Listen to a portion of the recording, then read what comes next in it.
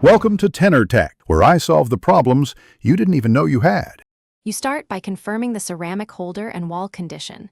Small hairline cracks change the repair method. Once done, remove any loose grout or old caulk with a utility knife so adhesive can bond to clean surfaces. Use masking tape to catch ceramic fragments and protect finish. Make sure you have the correct anchors for drywall or masonry. You want your tools within reach.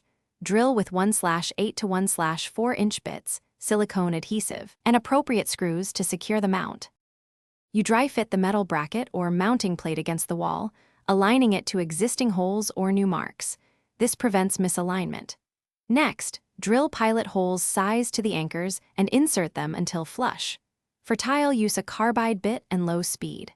Apply 2-part epoxy into ceramic cracks or to reattach broken pieces, then reposition parts and support with foam or tape. Make sure to let adhesive reach its full cure time. Rushing will weaken the bond and cause failure. You now secure the holder by tightening screws gradually and alternating sides so pressure distributes evenly. Stop before you stress the ceramic. Once mounted, run a bead of silicone around the base to seal against moisture and wipe excess with a damp cloth. Make sure the holder is level and test gently with a towel.